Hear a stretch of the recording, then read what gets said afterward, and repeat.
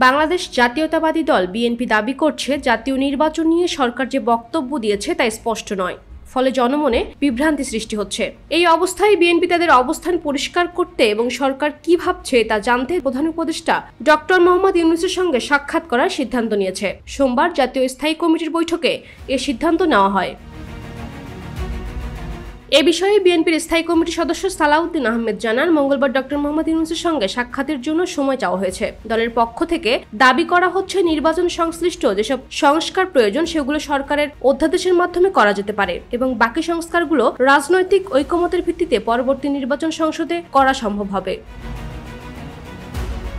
এছাড়া বিএনপি স্থায়ী committee 14 April পহেলা বৈশাখে দেশীয় সংস্কৃতি তুলে ধরার জন্য ব্যাপক উদযাপনের সিদ্ধান্ত নিয়েছে। ঢাকা সহ মহানগর ও জেলা পর্যায়ে বর্ণাঢ্য সাংস্কৃতিক অনুষ্ঠান আয়োজনের মাধ্যমে দেশে বড় পরিসরে বাঙালি সংস্কৃতির গুরুত্ব তুলে ধরা হবে। বিএনপির নেতারা বৈঠকে বলেন, নির্বাচনকালীন সরকারের উচিত চলতি বছরের ডিসেম্বরের মধ্যে নির্বাচন আয়োজন করা এবং নির্বাচনের সঙ্গে সম্পর্কিত সংস্কারগুলো দ্রুত সম্পূর্ণ করা। তারা আশা করছেন দ্রুত নির্বাচন হলে দেশের রাজনৈতিক স্থিতিশীলতা ফিরবে, যা দেশের অর্থনীতির জন্য গুরুত্বপূর্ণ হবে।